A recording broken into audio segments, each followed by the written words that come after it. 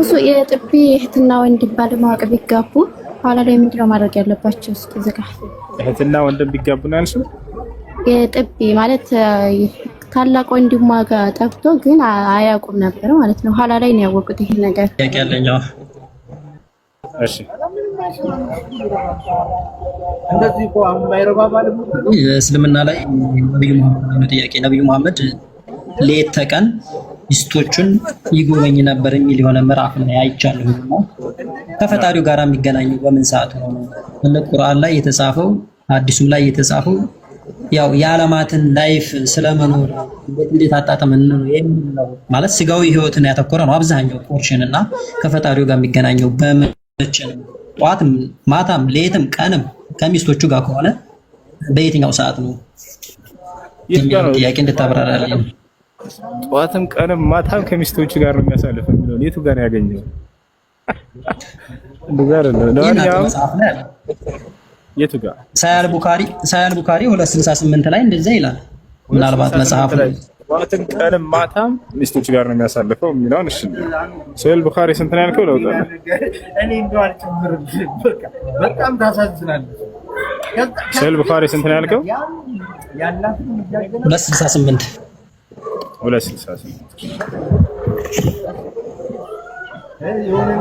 صحيح البخاري 268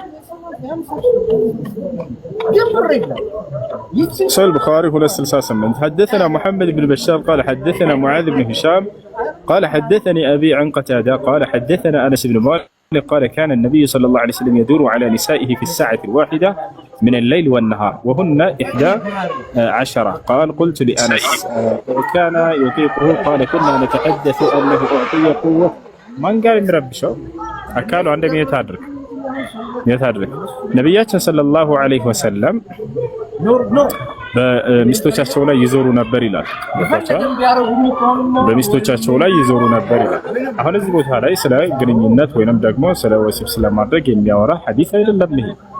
ነብያችን ሰለላሁ ዐለይሂ ወሰለም በአንዲት ሰዓት ነው የሚለው በሰዓት الواحدة ማለት በአንዲት ሰዓት ነው የሚለው ነብያችን ሰለላሁ ዐለይሂ ወሰለም በአንድ ሰዓት ላይ የሚሰሩትን ስራ እንደው ቀኑን ሙሉ 24 ሰዓት ያን ሲሰሩ ነው የሚቆዩት ማለት ይሄ ስህተት ነው። ገብቶሃል አይደል? በአንድ ሰዓት ይላል። እንደ አጠቃላይ ነብያችን ሰለላሁ ዐለይሂ ወሰለም ከጌታቸው ከአላህ ጋር ሌሊቱን ሙሉ ሲሰግዱ እንደሚያድሩ ሚስት ራሷ ስትመሰክር እናታችን አይሻ ምን አለች? كان النبي صلى الله عليه وسلم يقوم الليل حتى تتفطر قدماه አለች። የአላህ መልእክተኛ ነብዩ ሰለላሁ ዐለይሂ ወሰለም ሌሊቱን ሙሉ ቆመው ለአላህ ሲሰግዱ ያድሩ ነበር እግራቸው እስኪያብጥ ድረስ አለች። የአይን ማኝ ያየች እየመሰከረች ነው። እኔም ከዕለታት አንድ ቀን እንዲህ አልኳቸው لماذا تفعل كل هذا يا رسول الله وقد غفر الله لك ما تقدم من ذنبك وما تأخر እኔም አንተ የአላህ መልእክተኛ ሆይ ይሄን ሁሉ ለምን ታደርጋለህ? አላህ ያለፈውን የሚመጣልነውንም ኃጢአት እንኳን ብትሰራ እንደማረለህ ተናግሮ ሳለ ሲባሉ ጊዜ አፈላ አኩኑ አብድን ሽኩር አሉ። እኔ አመስጋኝ ባሪያ መሆን አይገባኝም ምን ብለው ተናገሩ። ስለዚህ ነብያችን ሰለላሁ ዐለይሂ ወሰለም ሌሊቱን ሙሉ ሲሰግዱ ያድሩ እንደነበር ሚስቶቻቸው አብረዋቸው የሚያድሩ ሚስቶቻቸው መስክረዋል። ከሌሊቱ ክፍለ ጊዜ በርካታውን ለጌታቸው ለአላህ ይሰግዱ ነበር። አላህ በቁርአን ላይ ያዟቸው ስለነበር ያ አዩሃል ሙዘምሚል ቁም ሌይለ ኢላ ቀሊላ ብሏቸዋል። አንተ ተከናናቢ ሆይ ሌሊቱን ሙሉ ቁመህ ለእኔ ለአላህ ስገድ ጥቂት ጊዜ ሲቀር ጥቂት ከሌሊቱ ክፍለ ጊዜ ሲቀር ሌሊቱን ሙሉ ለእኔ ስገድ ብሏቸዋል። ንስፈሁ አው እንቁስ ሚንሁ ቀሊላ የሌሊቱን ግማሽ ስገድ ለእኔ ወይንም ከእርሱ ትንሽ ቀንስ አው ዚድ ዐለይህ ወይንም ተርቲላ ተባለ። ስለዚህ ነብዩ ሰለላሁ ዐለይሂ ወሰለም ሌሊቱን ሙሉ ለአላህ ሲሰግዱ ያድሩ እንደነበር እናታችን አይሻ ራሷ መስክራለች። ያ ነው። ለሚስቶቻቸው ግን ጊዜ ይሰጡ እንደነበር ለመግለጽ ጊዜ ይሰጡ ነበር ለሚስቶቻቸው። አንድ ሰው ሚስት ካገባ ለእነሱ ጊዜ መስጠት እንዳለበት የሚናገር ሐዲስ ነው። እሺ እንት ያነበብከውና ወይንም ደግሞ እኔ ላይ ያለ ያነበብኩት እኔ እጄ ላይ ያለው ቁርአን አንድ አይደለም ማለት ነው። 11ዱን ሚስቶቹን በአንድ ቀን አዳር ሲጎበኝ ሲያድር እንደነበር ነው የኔ ቁርአን የሚናገረው እጄ ላይ ያለው። ምናልባት ዲቫይስ ላይ ባሳይ በአንድ ቀን አዳር አይልም በአንዲት ሰዓት ነው የሚለው። አላሳይ በአንድ ቀን አዳር አይልም። በአማርኛ አድርገውና እኔም ላምነው ያው እነዚህ ያ እሺ ወደ አማርኛ ልቀይርልህ። ያው ነው ከሰዓት الواحدة ይላል። ወደ አማርኛ ልቀይርላችሁ አንዴ በግል ላይ ላስቀምጥልሽ።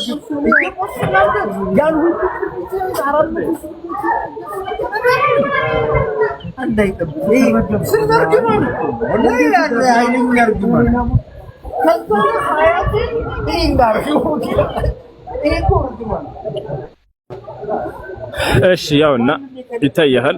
ሙሐመድ ኢብኑ በሻር እንዲህ ሲሉ ተናግረውናል ይላል ቡኻሪ 268 ነው ያልከው አይደለ ናቲ?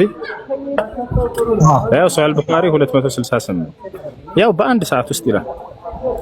በአንድ ሌሊት ወይንም በአንድ ሰዓት ውስጥ አንድ ሰዓት የሚለው ይታያል።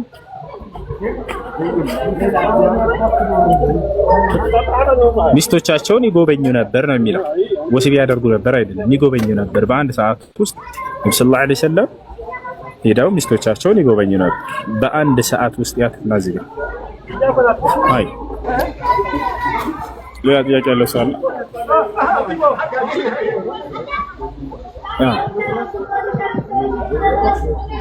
ጥያቄ ያለው ሰው አለ?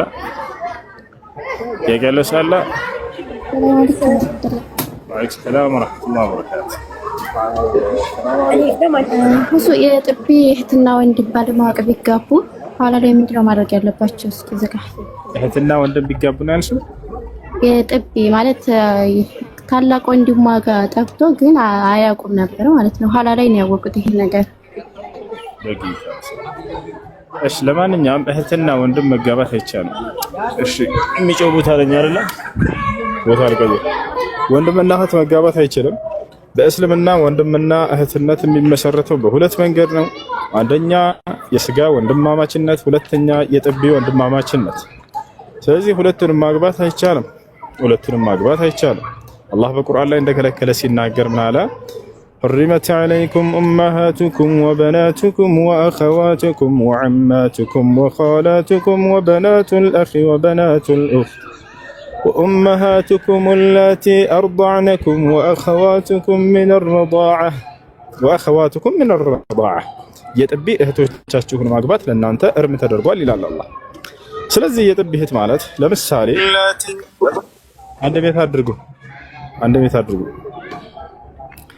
እሺ ለምሳሌ የጥቢ እህት ማለት ላስረዳችሁ ለማታውቁ ሰዎች፣ አንዲት ሴት ህፃን ልጅ ወለደች ከጎረቤታችሁ።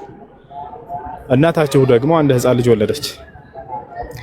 ያናንተ እናታችሁ የወለደችው ህፃን ልጅ ሄዶ የዛችን ሴት ጡት ጠባ። ያቺ ሴት የጥቢ እናቱ ትባላለች። የእርሷም ልጆች የጥቢ ወንድምና እህቶቹ ይሆናሉ ማለት ነው። ለዚህ አብሮ ለጠባው ልጅ ግን ጥቢው ሁለት መስፈርት ይጠበቅበታል ትክክል ይሆን ዘንድ። አንደኛ 5 እና ከዚያ በላይ 5 ረዳዓት መሆን አለበት። አንድ ጊዜ ጠብቶ ቢሄድ የጥቢ ሁክም በርሱ ላይ አይሰራም። 5 እና ከዚያ በላይ መጀመሪያ 10 ጥቢና ከዚያ 10 ረዳዓት ነበር። ፈኑሲኸ ኢለ 5 ረዳዓት ወደ 5 ጥቢ ተሽሯል እርሱ። አንደኛ ያ ነው። ሁለተኛ የጥቢው የእድሜ ጊዜ እስከ 2 ዓመት ድረስ ባለው ጊዜ ነው መሆን ያለበት። ልጁ ከተወለደ ከ2 ዓመት በላይ የሆነ ሰው መጥቶ ቢጠባ ጥቢው አይሰራም። የጥቢው ሁክም በርሱ ላይ አይሰራም። እንዳጠቃላይ አሁን እንደዚያ ከሆነ እነዚህ ሰዎች አሁን ባልኩሽ መስፈርት ከሆነ ተጋብተው ከሆነ ኒካሁ ስህተት ነው፣ መፋታት አለባቸው። አብረው መኖር አይቻልም በፍጹም። በምንም መንገድ የሚስተካከል ነገር አይደለም። ገብቶሻል? ግን እርግጠኛ ሁኑ፣ ሁለቱም መስፈርት ያላሟላ ከሆነ ችግር የለውም። የጥቢው መጠን 5 እና ከዚያ በላይ ከሆነ የዛኔ ነው። 5 እና ከዚያ በላይ ጥቢ ጠብቶ ከሆነ ነው ወንድሟ ሊሆን የሚችለው። አንድ ጊዜ ብቻ መጥቶ ስለጠባና ስለሄደ ያለች የጥቢ ወንድምና እህት ሊባሉ አይችልም። ይሄ ስለጠባ የሚለውን ቃል ስደጋግመው ቁርጥ አድርገው በሌላ ነገር እንዳያረጉና ከፋራ ምናምን የለውም አይደል? ማለት ለቤተሰብ ጋር ወይም ከፋራ የለውም። እያወቁ ከሆነ ወንጀል ነውና ተውበት ማድረግ አለባቸው። ላይ ሴቷና ወንዷ ጋር ሳይሆን ቤተሰብ ይሄን ነገር ያውቃል። ነገር ግን ረስተውት ከሆነ ሲጋቡ ዝም ያሉት ከቤተሰብ ጋር እያወቀ ይሄን ነገር ዝም ያለ ሰው ያ ነው ወንጀለኛው በመካከላቸው። ያ ሰው ወደ አላህ Subhanahu Wa Ta'ala ተውበት ማድረግ አለበት። እነሱ ደግሞ መለያየት አለባቸው። አብሮ መኖር አይቻልም። አሁን ባልኩት መስፈርት ሁለቱን መስፈርት የተሟላ ከሆነ ከተወለዱበት እነዚህ ልጆች ወይንም ያ ልጅ ወይንም ያቺ ልጅ እስከ 2 ዓመት ድረስ ባለው ጊዜ ጠብቶ ከሆነ ያቺ ሴት እናት ልክ እንዲሁ ደግሞ 5 ጊዜና ከዚያ በላይ የጠባ ከሆነ ይሄ የጥቢ እህቱ ነችና ማግባት እርሷ በፍጹም አይችልም።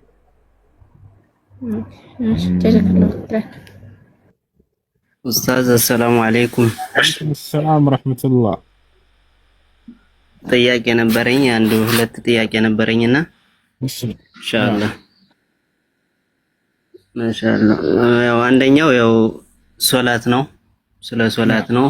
የምሰግደው ያው ከቤት ነው እና ለአጋጣሚም ያለነው በቦታ ምክንያት ነው እንጂ እንትን ነው ያለሁት ሊቢያ ነው እና ለመውጣትም ለመግባትም አንችልም። አንድ ነገር እና መስጊዱ ቅርብ ነው። አዛን ሲሆን ግን በቃ የምሰግደው በአዛን እንደሰማሁት ተነስቼ ሰግዳለሁ። ከቤት ነው የምሰግደው ማለት ነው። እና ይሄን ትንሽ እንታብራራለኝ። ሁለተኛም አለኝ። መጀመሪያ ይሄን እንትን በአቅራቢያ መስጊድ አለ፣ የአዛን ድምፅ ትሰማለህ?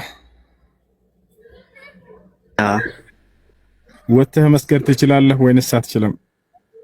አልችልም፣ ወላሂ አልችልም። ያው የምንሰራው ስራ ቦታ ነው ብዙም ስላለ ሰውየውም አይፈቅድልኝም። እሺ ፖሊስ ምናምን አይዛችሁም? ከዚያ ሳይሆን ስራው ቦታ ላይ አሰሪው ስለማይፈቅድ ብቻ ነው ነው ይዟል። ወላሂ ይዟል። እንትን ብዬ አይደለም። እኔም ዛቱ ጀማዓ ደስተኛ ስልህ ከጀማዓ ጋር የምታደርገው ነገር ሁሉም ነገር ያስደስታል። መውጣት መግባትም ማለት ፖሊስ ይዘናል። እንደሱ ከሆነ ችግር የለም። ቤታችሁ ጀማዓ ሰርታችሁ መስገድ ትችላላችሁ። ነብያችን ሰለላሁ ዐለይሂ ወሰለም ሐዲስ ላይ ሲናገሩ ምን አሉ? من سمع النداء فلم يأتي إلى المسجد فلا صلاة له إلا من عذر. قيل ما العذر يا رسول الله؟ قال المرض والخوف. وقام رجل من الصحابة: يا رسول الله إني رجل أعمى وليس لي قائد يقودني إلى المسجد فهل لي رخصة أن أصلي في بيتي؟ فقال له النبي صلى الله عليه وسلم: هل تسمع النداء؟ فقال: نعم. فقال له النبي صلى الله عليه وسلم: إذن أجب. ነቢዩ ሰለላሁ ዐለይሂ ወሰለም ከዕለታት አንድ ቀን ለሰሓቦቻቸው መካከል ቆመው እንዲህ አሏቸው፣ የአዛን ድምፅ ሰምቶ ወደ መስጂድ በመምጣት ሶላተል ጀማዓ ያልሰገደ ወንድ ቤቱ ቢሰግድ ሶላት የለውም አሉ፣ በምክንያት ካልሆነ በስተቀር አሉ። ምክንያቶቹ ምንድናቸው አንቱ አላህ መልእክተኛ ብለው ጠየቋቸው። እርሳቸውም ፍርሃትና ህመም አሉ። ሰውየው ፈርቶ ወይንም ታሞ ከሆነ መስጂድ ለመሄድ የሚያቅተው ከሆነ በዚያ ምክንያት ቤቱ መስገድ እንደሚችል ተናገሩ። ነብዩ ሰለላሁ ዐለይሂ ወሰለም ከታመሙ ሰዎች መካከል አንድ ሰው ሰሃባ ተነሳ። ማየት የተሳነው ሰው ማለት ነው፣ እውር ነው፣ ማየት አይችልም።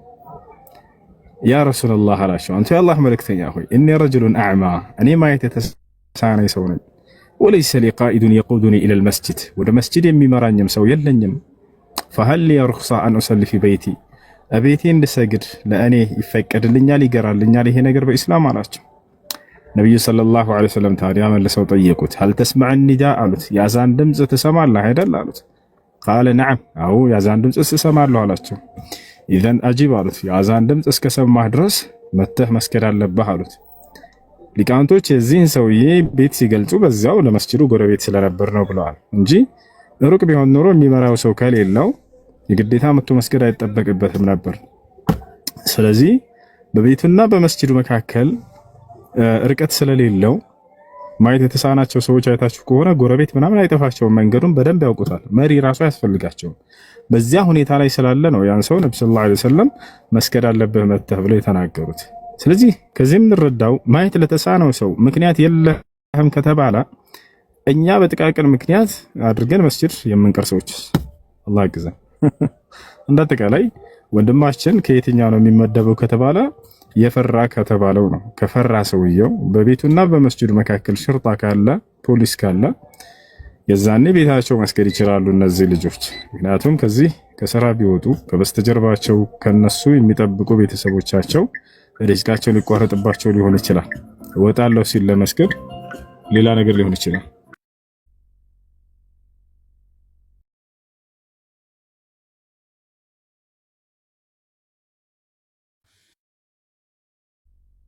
ሽክራን ለክ ኡስታዝ። ያው ልል የፈለኩት ደግሞ ሁለተኛው ያው ሱቢህ ይመቸኛል ማታ ላይ አሁን ለምሳሌ እንትን ስለሚሉ ከእንቅልፌን እንኳን እንትን አድርጌ ሱቢህ እንኳን እንትን እላለሁ እና ሌላውም የፈለኩት ትንሽ በቃ ስለ ሶላት አንዳንድ ወንድሞቻችን እህቶቻችን እንኳን ያው ቤት ያው ችግር የለውም ስለተፈቀደላቸው እና ለወንድሞቼ የምትል ትንሽ አላደ ትምህርት እንዲሆናቸው ሶላት የሚመቻቸው ወላሂ ሶላት ያለ ሶላት ምንም የሚያምርም ህይወትም የለም ወላሂ እና ትንሽ ልታጠላልፍልኝ ነው። ባረከላሁ ፊክ ሹክራን ለክ ያ ኡስታዝ እድሜና ጤና አላህ ይስጥልን አላህ አሚን። አይ መርሐባ ሰምታችኋል። ወዐለይኩም ሰላም ወረሕመቱላሂ ወበረካቱህ። ደህና ነኝ አልሐምዱሊላሂ ረቢል ዓለሚን አርረሕማን አርረሒም ማሊኪ የውሚዲን ኢያከ ነዕቡዱ ወኢያከ ነስተዒን اهدنا الصراط المستقيم صراط الذين أنعمت عليهم غير المغضوب عليهم ولا الضالين. እሺ ጥያቄሽ ምንድን ነው? እህት ወጣች። ጥያቄ ነበረኝ። እሺ ጥያቄሽ ምንድን ነው? እኔ ተሸፋኝ ነኝና ማሻአላህ መብሩክ ይሽከታ እና ላጎቶቹ ልጆችና ላክስቶቹ መገለጥ ይችላልሁ? አሻ አይቻልም። እነሱ ምን المحارم ይቅርታ ምን الأجانب ከባዕድ ናቸው። እነሱ አንቺን ማግባት ስለሚችሉ ለእነርሱ መገለጥ አይቻልም። መፈቀድ ከዚህ ድረስ መገለጥ አልችልም። አሻ ይሁን ማይበጅም ደግ አይደለም አይቻልም ማለት። طيب ሌላኛው ጥያቄ ደግሞ ማለት የሚያኝ ሰው ለምሸፈናለሁ ግን ያኔ ቅንድብ መሰራት እንደዚህ ሜካፕ መቀባት ነው እንደዚህ ታይ ተሸፋኝ አይደለሽ ምን ይሰራልሻል? ለባልሽ ወብትን ልትይለት ከሆነ በሱ ሳይሆን አለቲ ለራሴ ያኔ ቤተሰቦችና ከራሴ ውጭ የሚያኝ ሰው የለም። እሺ ለማንኛውም ቅንድብን መቀንደብ አይቻልም፣ አይፈቀድም። ነብዩ ሰለላሁ ዐለይሂ ወሰለም ከልክለዋል። قال النبي صلى الله عليه وسلم لعن الله الواشمات والمستوشمات والنامصة والمتنمصة والواصلة والواصلات كذلك والمتفلجات والمستوصلات ቅንድብን የሚቀነድቡና የሚያስቀነድቡ ጸጉሩን የሚቀጥሉና የሚያስቀጥሉ ሴቶችን አላህ ረግሟቸዋል ብለው ተናግረዋል። ስለዚህ አይፈቀድም አይቻልም። ፈብተን በይ አላህ